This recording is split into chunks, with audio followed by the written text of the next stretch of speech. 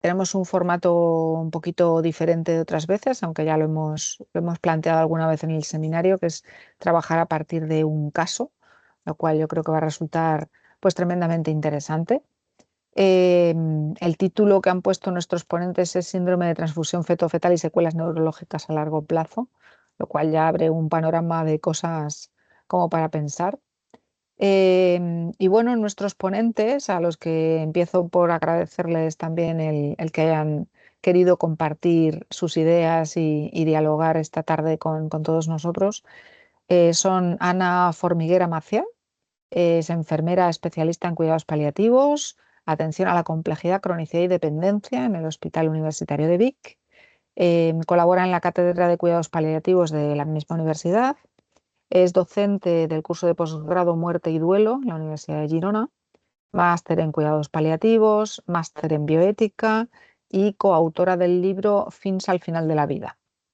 Así que, bueno, pues un perfil también muy polifacético y muy interesante, ¿no? Para tener esa múltiple perspectiva a la hora de afrontar los temas.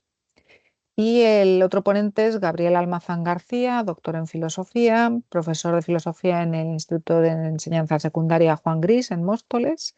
Ahí ha introducido una nueva asignatura que se titula Proyecto en Argumentación y Deliberación, orientada pues nada menos que a que se aprenda a deliberar.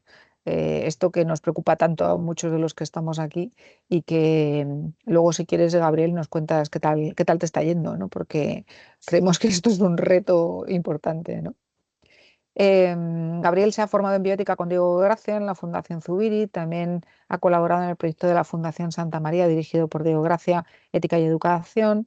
Es autor del libro El optimismo comprometido, el proyecto antropológico y ético de José Gómez Cafarena, y también publicó un artículo titulado Aprendiendo a deliberar en el libro Enseñar y aprender filosofía en la nueva educación secundaria. Bueno, aparte de otros artículos y otras cosas. Así que, bueno, pues de nuevo, un perfil muy interesante, precisamente comprometido con ese ideal de la deliberación que, como digo, a tantos nos preocupa y que al mismo tiempo es tan difícil, ¿no? de poder desarrollar en nuestra sociedad. Así que, en fin, yo estoy encantadísima de que estéis aquí. Muchísimas gracias por, como digo, querer colaborar y querer contarnos vuestras ideas. Esperemos que el diálogo sea muy fluido e interesante. Y bueno, la organización de la sesión, normalmente hacéis la exposición primero y después dialogamos, pero si quisierais introducir alguna otra modificación, pues a partir de ahora tenéis la palabra. Así que es vuestro turno. Gracias. Bueno, pues buenas tardes y muchas gracias a vosotros por darnos la oportunidad de presentar este caso. Y ya empezamos con la siguiente diapositiva. Presentamos el caso de una mujer casada desde los 22 años con un varón de 30 años, ambos sin patologías crónicas o antecedentes clínicos relevantes, que en el año 2006, a los 24 años de ella, queda embarazada y destacamos que es un embarazo buscado y querido. Los dos trabajan. Ella es fisioterapeuta y trabaja en un centro privado y en un hospital. Y es por ello que tiene trato directo con pacientes con discapacidad o dependencia. Y esto le permite conocer situaciones de complejidad física, psicológica, social o espiritual que a veces conllevan estas situaciones de discapacidad. El hombre es economista y tiene un negocio propio, y en cuanto a su situación familiar, destacamos que los padres de él están en situación de enfermedad crónica y dependencia, la madre con patología respiratoria y el padre con cáncer cerebral. Es por ello, por esa situación de la cual hemos hablado, que la pareja tiene claro que no seguiría con un embarazo que provocara una discapacidad grave y permanente o implicara sufrimiento en sus hijos. Ella presenta un embarazo monocorial biamniótico y eso quiere decir que hay una placenta que comparten los dos fetos y dos bolsas de líquido amniótico. A las 17 semanas de embarazo es diagnosticada de síndrome de transfusión feto-fetal grave. Esta es una complicación exclusiva de este tipo de gestaciones monocoriales en las que se produce un paso de sangre desequilibrado entre ambos fetos. Esto da lugar a un feto donante hipovolémico con poco líquido amniótico y un feto receptor que es hipervolémico y tiene mucho líquido amniótico. Destacamos que esta es una complicación grave que puede comprometer la vida de ambos fetos. El origen de este síndrome debe buscarse principalmente en estas conexiones vasculares que se dan en la placenta que comparten los gemelos. En este síndrome se ve que hay pocas conexiones con predominio de las arteriovenosas y son estas las que hacen posible este desequilibrio de sangre. La gravedad del síndrome va a depender de en qué fase se inicie, del número y de tipo de conexiones que haya y de si su evolución es más o menos rápida. Y es por eso que la supervivencia y las secuelas pueden ser muy diferentes de un caso a otro. Esto se da en 1 de cada 2000 embarazos. Y queremos destacar que su evolución natural implica una alta mortalidad durante el embarazo o al nacer. La mortalidad puede ser cercana al 100% si se produce antes de las 22 semanas y del 80% entre las 22 y las 26. También queremos destacar que las probabilidades de secuelas graves en caso de supervivencia y sin tratamiento también son muy altas, del 50-90%. Y eso se detecta mediante los controles con ecografía que se realizan en los embarazos. El diagnóstico temprano y el tratamiento son muy importantes. Quintero propone este estadiaje para el síndrome de transfusión fetofetal, que todavía es vigente hoy, que va del 1 al 5. Como podéis ver, el estadio 1 es un estadio leve, pero a partir del estadio 2, del 2 al 5 ya se considera que son estadios graves. En el estadio 1 se puede ver esta discordancia del líquido amniótico. En el estadio 2 se suma que ya no se ve la vejiga del donante. En el estadio 3 hay los flujos sanguíneos fetales que están ya críticamente alterados. En el estado 4 hay edema, retención de líquido, y el quinto ya implica la muerte fetal. Y en este síndrome es un proceso dinámico que se puede pasar de una etapa a otra con mucha rapidez. Vamos a ver qué pasa con el feto receptor, que hemos dicho que hay hipervolemia por aumento del volumen sanguíneo.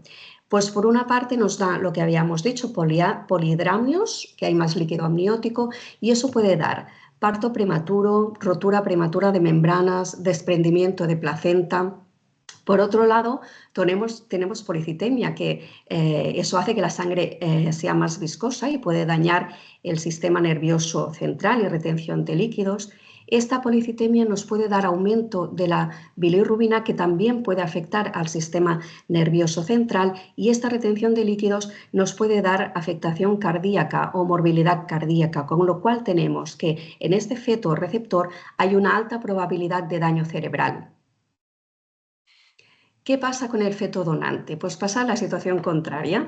Aquí hay hipovolemia, hay disminución del volumen sanguíneo y esto nos da oligohidramios, es decir, poco líquido amniótico, y por otra parte nos da anemia.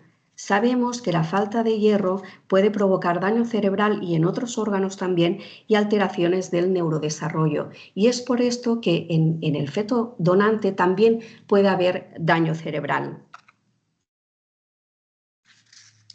El tratamiento recomendado en el año 2006, cuando estamos hablando, y en la actualidad es es la coagulación láser de las comunicaciones vasculares entre los fetos, aquellas comunicaciones que habíamos hablado, y eso se hace mediante cirugía endoscópica, lo que llaman fetoscopia, que se opera dentro del útero y que vieron que fue más eficaz respecto a otros tratamientos que se estaban utilizando en ese momento, como la mioreducción.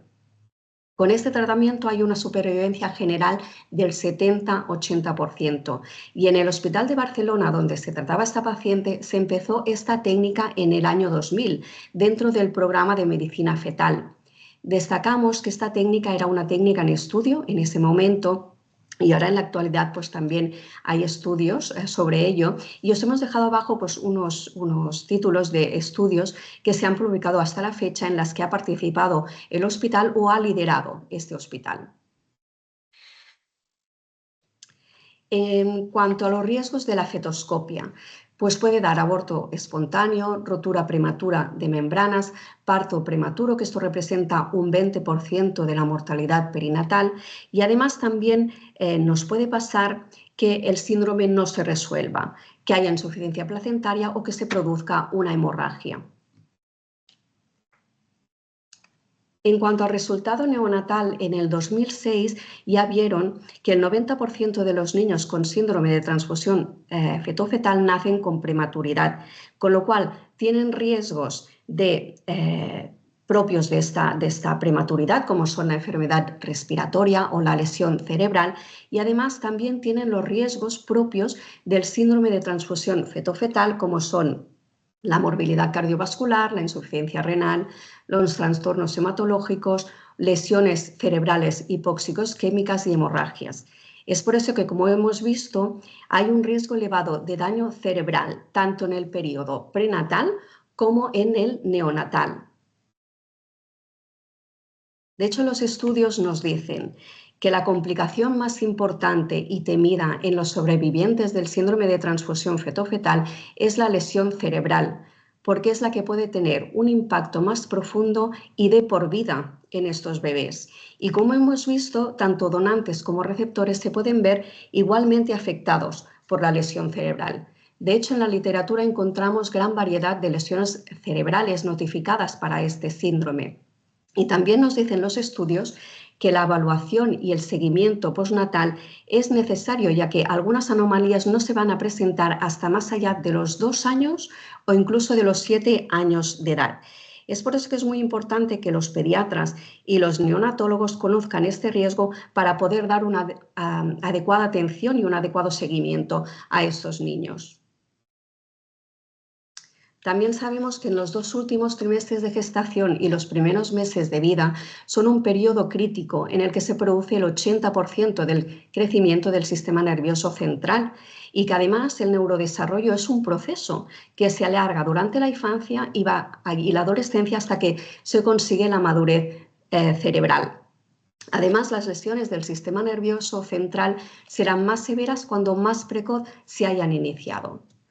Con lo cual, lo que nos interesa a nosotros es saber cómo estas lesiones cerebrales de las que hemos hablado van a afectar en el neurodesarrollo de estos niños, en la atención, en la memoria, en el aprendizaje del lenguaje, en el control motor. Y tenemos que ver si hay trastornos del neurodesarrollo, cómo van a afectar a la calidad de vida de estos niños, de su familia o de su entorno. Vamos a ver qué ocurrió en este caso en concreto del que hablamos.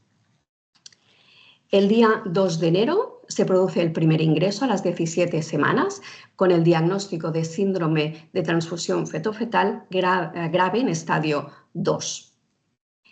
El día 5 de enero, con 17 semanas también, se realiza la fetoscopia láser. Y en esta fetoscopia se encuentran múltiples anastomoses arteriovenosas de diferentes diámetros, con lo cual se ve que este síndrome en esta persona era especialmente grave. El día 17 del 1, a las 19 semanas, se le da el alta hospitalaria y en el alta ya se ve que hay una dinámica uterina irritativa, eso quiere decir que hay contracciones antes de tiempo, que implica reposo y tratamiento. Y en la ecografía se ve que hay un desprendimiento de la bolsa de líquido amniótico del feto receptor, con lo cual el riesgo de parto prematuro aquí es muy elevado. El día 1 de febrero, con 21 semanas, hacen el primer control ambulatorio y en ese control podemos ver que la válvula, en la ecografía, se ve que la válvula tricúspide del corazón no funciona correctamente y además también persiste este desprendimiento retroamniótico. El 17 de febrero, en el segundo control ambulatorio con 23 semanas, persiste este desprendimiento y en el receptor ya se ve que son las 2 válvulas que están afectadas y además hay ventriculomegalia derecha, que eso quiere decir que están dilatados los ventrículos del cerebro donde hay el líquido cefalorraquídeo.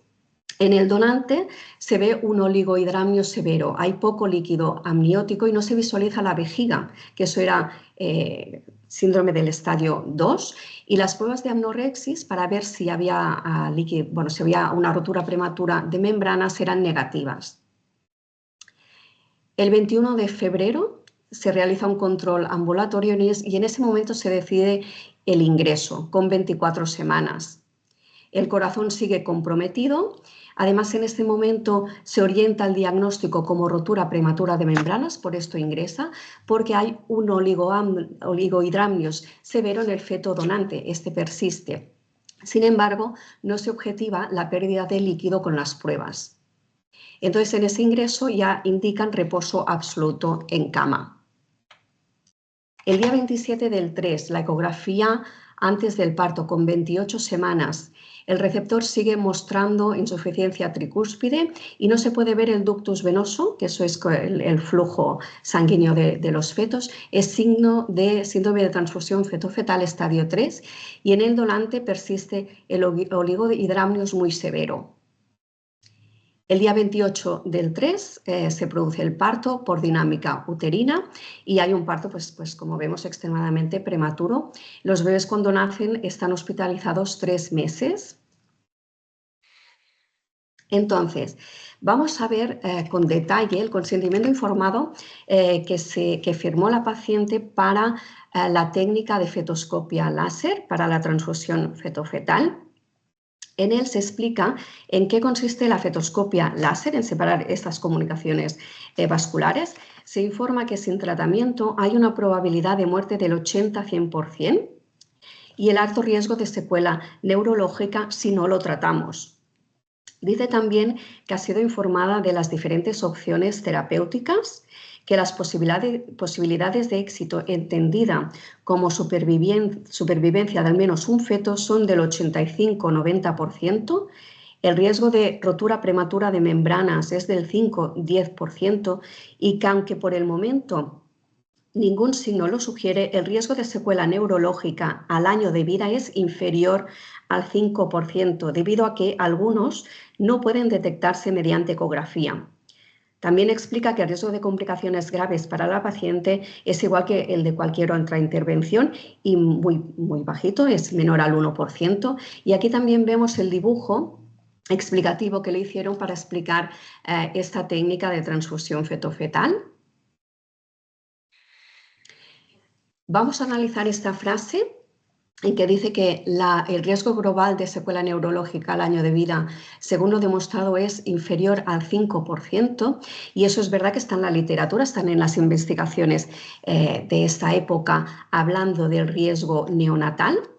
Sin embargo, también tenemos este estudio, por ejemplo, de Senat et al., en que dice que la evaluación confiable de las anomalías neurológicas requerirá un seguimiento más prolongado, ya que, por ejemplo, la parálisis cerebral no se puede diagnosticar de manera confiable antes de los 2 años de edad.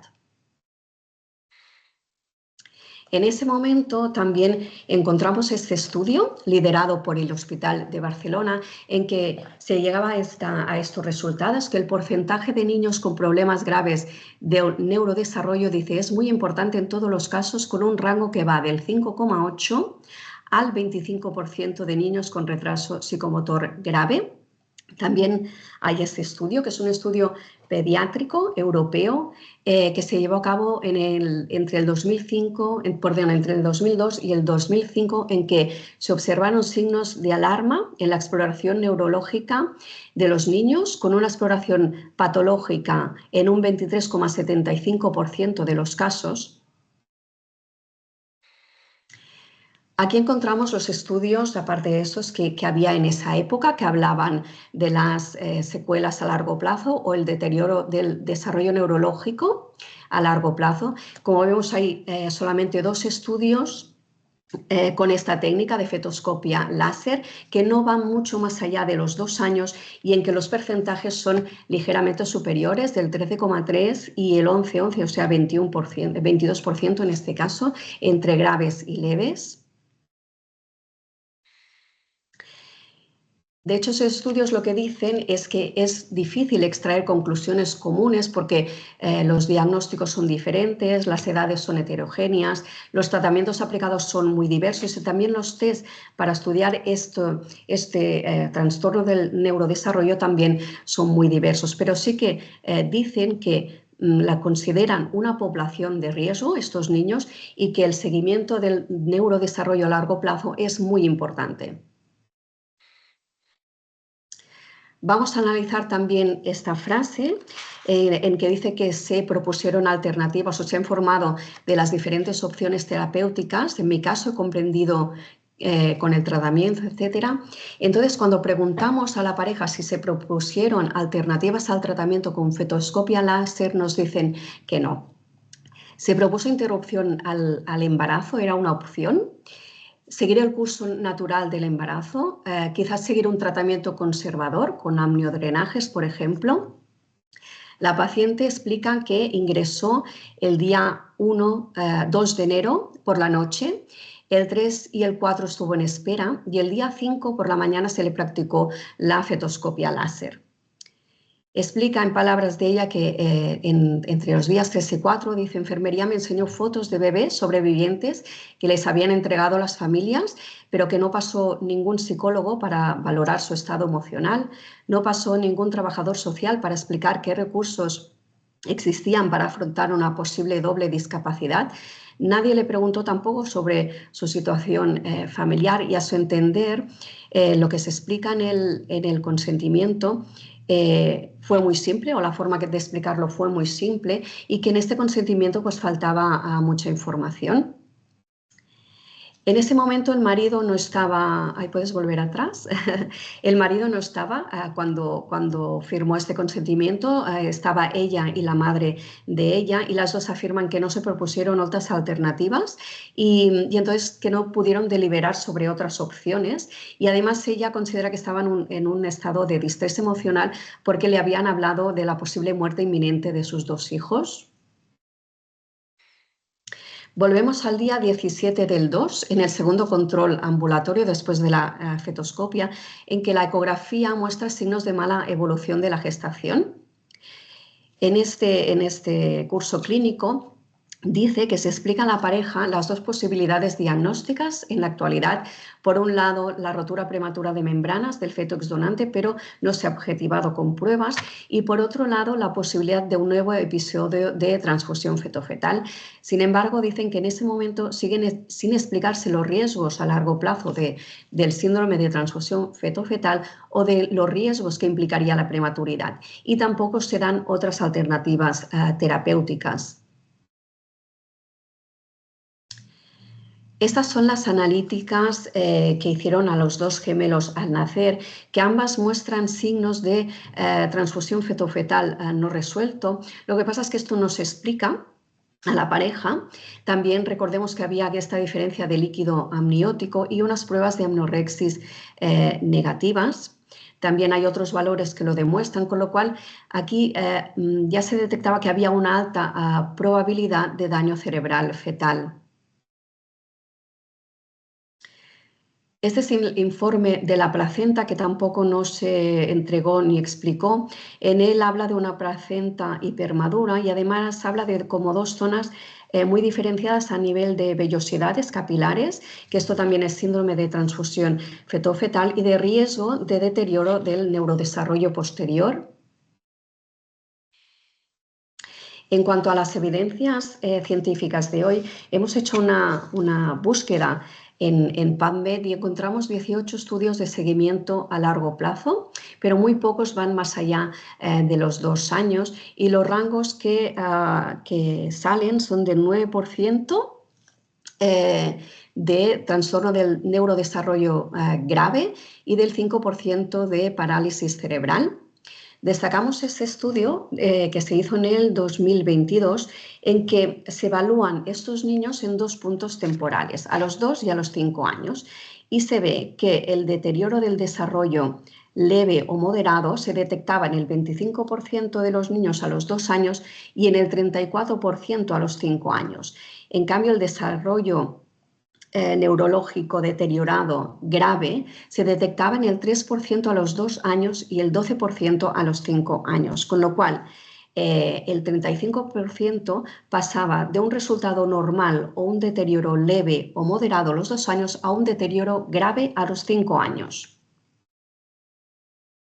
¿Y qué nos dicen estos seguimientos, esos estudios de seguimiento a largo plazo? Pues llegan a estas conclusiones, que la última meta de la fetoscopia fetal debería ser la supervivencia libre de trastornos del neurodesarrollo. El seguimiento de los supervivientes a largo término es esencial para saber si esta meta se ha alcanzado. Y además dan esta importancia porque los porcentajes de supervivencia han mejorado mucho. Esta técnica ha ido mejorando mucho con el tiempo y los resultados neonatales son francamente más buenos. Estos son los informes de alta o parte de los informes de alta del nacimiento de los dos gemelos. Vemos que en el exdonante hay una ecografía normal y en cambio en el exreceptor se describen varias lesiones cerebrales, entre ellas la hemorragia, la leucomalacia ventricular, que es típica de este síndrome. Van haciendo ecografías y la última que le realizan dice que ya es compatible con la normalidad. Lo que destacan es que tanto en el informe de alta de la paciente después de la fetoscopia láser como en el segundo informe, después del parto, pues lo que transmiten es que la fetoscopia ha sido un éxito.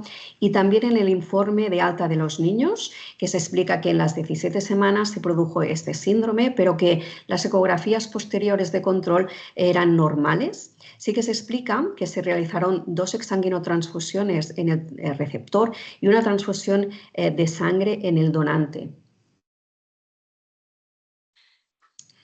De hecho, cuando los gemelos tenían 16 meses, en el 2007 la pareja fue invitada por parte del personal del hospital a participar en un programa de radio en el que se explicaba pues el éxito de esta técnica y la buena evolución de los gemelos. Pero ya más tarde ya empezaban a haber pues, signos de alarma en el desarrollo de los gemelos. Por ejemplo, aquí tenemos un exdonante con deambulación alterada. A los 3 años y medio, este es un informe que se le hace al gemelo exreceptor, ya vemos un trastorno generalizado del desarrollo con un retraso psicomotor en el lenguaje, dificultades en la regulación de conductas y se le remite a seguimiento por el CDIAP, el Centro de Desarrollo Infantil y Atención Precoz, y el Centro de Atención Primaria. Sin embargo, lo que explica la pareja es que en estos informes lo que transmiten es un síndrome de transfusión fetofetal resuelto a las 17 semanas, que se produjo una rotura prematura de membranas a las 23 semanas de gestación y un parto prematuro. Y esto lo explicamos porque durante las transiciones de un equipo a otro es importante que toda la información de riesgos llegue. Y ellos explicaban que a cada visita que iban tenían que explicar pues, qué era el síndrome, que ellos sospechaban que quizás se había producido. Es decir, que encontraron dificultades también para el seguimiento de estos niños. Esta es una resonancia magnética que se le hizo al exreceptor a los 8 años, en que vemos que hay estas lesiones cerebrales, con lo cual hay un riesgo de trastorno del desarrollo en diversas áreas.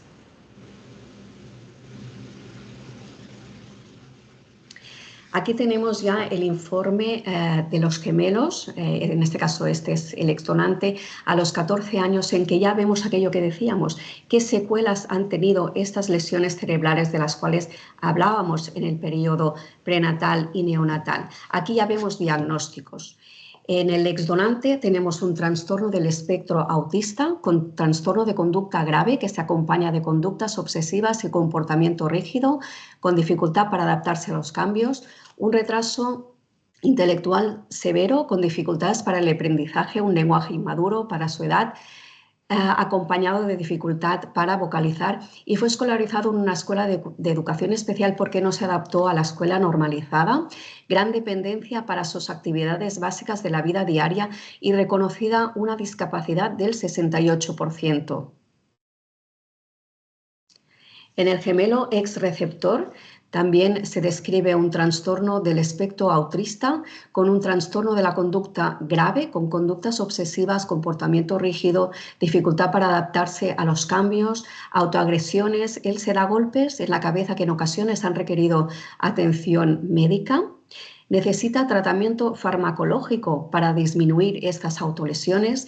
Él no ha desarrollado el lenguaje verbal, se comunica mediante estimulaciones o sonidos guturales, con lo cual esto dificulta muchísimo la comunicación, no desarrolla la lectoescritura, movimientos estereotipados, hiperactividad, retraso intelectual severo, también escolarizado en una escuela de educación especial. Aquí habla de esta resonancia de los 8 años. En el 2013 tuvo un trastorno de conducta alimentaria con anorexia que requirió poner una sonda nasogástrica para garantizar su supervivencia. Enuresis nocturna, gran dependencia para sus actividades básicas de la vida diaria, necesita supervisión constante y reconocida una disminución del 75%. La familia explica que una vez, en el 2018, cuando los gemelos ya eran más mayores, pidieron la información de la historia clínica de los gemelos, pero que tuvieron mucha dificultad para conseguirla, que tuvieron que hacer varias reclamaciones y que finalmente tuvieron que acudir al servicio de atención a la ciudadanía. También a petición de la familia, en el 2019 se realiza un nuevo informe anatomopatológico de la placenta y se ve que hay signos que son característicos de placentas afectadas por síndrome de transfusión fetofetal, pero que se tiene que correlacionar con la clínica patológica de estos niños.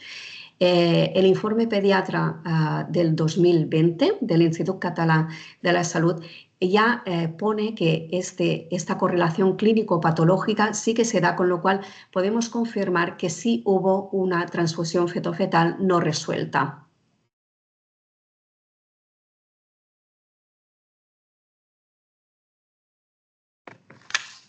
Sí. ¿Lo adelante? Vale, perfecto. Hoy en día, en la realidad de hoy, se explica que hay un aumento de las discapacidades por daño cerebral adquirido y que además estos niños tienen una esperanza de vida y supervivencia cada vez mayor, pero que requieren de cuidados y atenciones sociales y sanitarias progresivas y a veces de forma ininterrumpida. De hecho, la Ley de Dependencia y la Ley de Serveis Socials en Cataluña pretende garantizar esta ayuda social a los individuos que están en una situación de dependencia, pero lo que perciben las familias es que hay una falta de recursos que provoca sufrimiento, soledad e impotencia. De hecho, el gemelo exreceptor finalmente ingresa en una residencia. Ellos estuvieron esperando plaza durante mucho tiempo, ya que necesita una atención continua, permanente, especializada por trastornos de conducta muy graves. Eso fue en noviembre de 2024, hace muy poquito, y la familia explica que ha habido claudicación familiar, principalmente por estas heteroagresiones y las autoagresiones, porque se agredía a él mismo y también a sus familiares y a su entorno.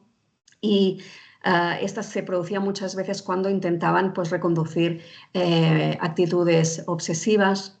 Y de hecho, dicen que estos trastornos de conducta graves a veces son incluso más limitantes que una discapacidad severa.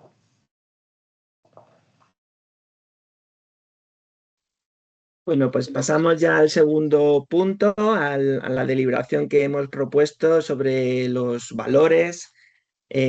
Planteamos los siguientes problemas morales implicados para el posterior debate, si así se da. Entonces, ¿debe el profesional médico aportar toda la información sobre las posibles secuelas o riesgos que la patología o el tratamiento conllevan, yendo más allá de la mera supervivencia de los fetos y aun a riesgo de no poder profundizar en una técnica en investigación? ¿Se debería informar a los progenitores de que la intervención fetoscópica láser es una técnica en investigación, se debería informar a la paciente, a la pareja, con el fin de que tome una decisión consciente de los riesgos que va a asumir, de los resultados de las investigaciones realizadas hasta la fecha. ¿El documento del consentimiento informado es adecuado? ¿Se creó el espacio, se otorgó una información completa y se dio el tiempo necesario para que la pareja pudiera tomar una decisión autónoma? ¿Es prudente tomar decisiones tan importantes en la vida biológica y biográfica de una persona en una situación tan dramática y rodeada de tanta angustia, estrés emocional e incertidumbre? ¿Qué decisión debería ser la más prudente según los datos conocidos en ese tiempo? ¿Las interrupciones del embarazo, la conducta expectante o paliativa, práctica de la fetoscopia láser? A ver, perdón. Tras observar la clínica de la paciente, que muestra síntomas de compromiso grave en el bienestar fetal en fecha del 17 de febrero de 2006, ¿habría que haber informado a la paciente para estudiar nuevas posibilidades? Durante los años siguientes a la operación se consideró la intervención como un éxito del hospital, prestigio, ¿no? ¿Deberían los estudios perinatológicos atender a secuelas a largo plazo de las diferentes técnicas implementadas? Es decir, ¿debemos de definir el concepto de éxito añadiendo más valores al de la mera supervivencia? Este caso, evidentemente, también tiene una deriva social muy fuerte. ¿Qué apoyo social, económicos e institucionales cuentan las familias para el cuidado de estas personas? ¿El hospital debería aportar esta información para que la decisión de la pareja sea lo más prudente posible? Y bueno, en definitiva, el problema fundamental que planteamos sería: ¿justifica la investigación las consecuencias iatrógenas de su ejercicio? Bueno, siguiendo la metodología de Diego Gracia, ¿no? Planteamos los valores que están en conflicto en este caso y hemos propuesto lo siguiente. Por un lado, en la columna de la izquierda, pues vida, por supuesto, valor de la gran fuerza, ¿no? Es importante tener el presente que para un médico o otro profesional sanitario, así como el Estado y la Constitución lo pone, la protección de la vida es una obligación fundamental. Sin embargo, con las actuales técnicas se pueden conseguir la supervivencia de neonatos muy prematuros o con síndromes como este que estamos tratando, de transfusión fetofetal, incompatibles con la vida sin la intervención humana, cuyas posibles secuelas ponen en entredicho el bienestar de los niños, de su familia, entorno, etc. Por supuesto, el valor conocimiento, valor fundamental para el desarrollo de las técnicas médicas y el beneficio de futuros pacientes, es decir, la investigación. También están los implícitos valores como la economía y el prestigio del hospital. Debemos tenerlos en cuenta porque en las decisiones del presente caso existen intereses económicos. Si la intervención resulta con éxito, garantiza la obtención de fondos para seguir investigando y un prestigio internacional para el hospital. Y también el desarrollo de la investigación pues implica una justicia social. Estas intervenciones aportan unos conocimientos que a la postre benefician a la sociedad a futuros casos de este síndrome. En oposición, encontraríamos en conflicto con estos valores pues, autonomía, no maleficencia y beneficencia. Autonomía en el sentido de como expresión fundamental de la libertad que como individuos ejercemos a la hora de decidir acerca de nuestra salud y cómo esta forma parte de nuestro proyecto vital. En este caso, la autonomía solo se adquiere con la toma de una decisión racional que solo se puede alcanzar con una información lo más completa posible, ¿no? La no maleficencia, que es bien conocido este valor, el debate estaría sobre quién es el sujeto de la no maleficencia, la pareja, los fetos. Nosotros asumimos el punto de vista de la pareja, que es la que tiene que tomar una decisión responsable sobre este valor sobre su vida, vamos. Y el de beneficencia, valor que se centra en buscar el bien del paciente, entendiendo como derecho de vivir de acuerdo con su propia concepción de vida buena y beneficiar a las personas, proporcionándoles la capacidad para que pueda llevar adelante su proyecto vital. Referente a la deliberación sobre los deberes, planteamos los cursos extremos siguientes. Referente a la columna esta de la izquierda, sería aplicar la técnica de la fetoscopia láser sin el consentimiento informado, o no aportando la información necesaria ni dotando del tiempo suficiente para que el paciente tome una decisión coherente con sus valores y su proyecto vital. Es decir, sobre todo valoramos la investigación, el prestigio, etcétera, o la vida. Segundo curso de acción extremo sería no tratar con ninguna técnica el síndrome de transfusión feto-fetal por el alto riesgo de lesión neurológica o por la gran incertidumbre que genera tal intervención, por lo cual la investigación quedaría cortada.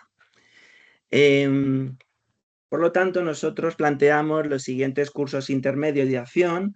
Una vez detectado el síndrome de transfusión feto-fetal, plantear a la madre las diversas posibilidades: interrupción del embarazo, aplicación de la técnica fetoscópica, informando de los riesgos, o dejar el proceso natural, lo que implicaría seguramente la muerte de ambos fetos. En caso de que la paciente se interesase por la fetoscopia láser, informar que es una técnica en vías de investigación. De llevarse a cabo la intervención, hacer un seguimiento exhaustivo del desarrollo psicofísico y neurológico de ambos niños, así como informar de los programas de ayudas sociales a familias en esta situación. Por parte del equipo médico, investigar sobre los estudios que se han realizado sobre esta intervención e informar a la madre en un informe detallado en el que se explique tanto el síndrome como la técnica que se va a aplicar como sus riesgos. Dejar un tiempo prudencial y sereno para que la madre tome o la pareja una decisión asesorada por el Comité de Bioética del hospital. Tras el ingreso, en este caso concreto, tras el ingreso de la madre el 21 de febrero, informar que la intervención no ha obtenido los resultados esperados y presenta signo de compromiso del bienestar de los fetos. Así que en ese momento es el momento para plantear nuevos cursos de acción. Por lo tanto, el curso óptimo que consideramos que se debería aplicar sería la absoluta transparencia en cuanto al programa de investigación e información clara y precisa de los riesgos y las consecuencias previsibles de la intervención, respeto máximo al principio de autonomía, y el tercero es muy importante: reconocimiento de los resultados. Si la intervención no ha sido efectiva, reconocer el fracaso, asumir la responsabilidad como único modo para no romper la confianza médico-paciente y evitar un sentimiento de desamparo de la paciente. Punto importante para el adecuado tratamiento posterior y minimizar el sufrimiento de los padres y de los niños. Cuarto, realizar un seguimiento a muy largo plazo sobre el proceso físico y neurocognitivo de los niños. Y quinto, facilitar el acceso a programas de ayudas sociales que faciliten a la familia desarrollar su proyecto vital. Dicho esto, creemos que superan las pruebas de consistencia. La primera prueba, la prueba del tiempo. Evidentemente, tomar esta decisión, creemos que mantendríamos esta decisión en el futuro, en otros casos. Y por otra parte, el tiempo es muy importante justamente en este caso, ya que esta decisión lo que persigue es que se haga un seguimiento a muy, muy largo plazo del desarrollo madurativo de los niños. La prueba de la publicidad también la supera. La decisión tomada pide la publicidad y transparencia del proyecto de investigación, así como de los riesgos previsibles que se están tomando. Por otra parte, en caso de interrupción del embarazo por motivos médicos, también esta actuación debe ser pública, aunque huelga decir, respetando el anonimato de la paciente. Y por último, la prueba de la legalidad, que en este caso, al ser el 2006, nos tenemos que atender a la ley vigente en ese momento, que era la Ley Orgánica de 1985. Aquí voy a hacer me voy a detener un momentito y ahí ya con esto acabo para que iniciemos el debate. La prueba de la legalidad en este momento, la ley del aborto del 2006 plantea lo siguiente: que se puede interrumpir el embarazo si hay riesgo grave para la salud física o psíquica de la mujer. En este caso no había límite de semanas de gestación si el riesgo era muy grave. Se requería un informe médico que justificara el riesgo. Se permitía interrumpir el embarazo si el feto presentaba malformaciones físicas o psíquicas graves y debía realizarse dentro de las primeras 22 semanas de gestación. Se requería un diagnóstico emitido por los dos médicos especialistas. En definitiva, no existía el aborto libre. Las mujeres tenían que justificar su decisión dentro de los supuestos legales, lo que implica que había una mayor responsabilidad en el equipo médico en este caso. Y bueno, con esto muchas gracias por vuestra atención y espero que os dé o nos dé para deliberar y debatir este caso. Pues muchas gracias, Ana y Gabriel. Yo creo que efectivamente el caso da para discusión. Así que, bueno, pues a partir de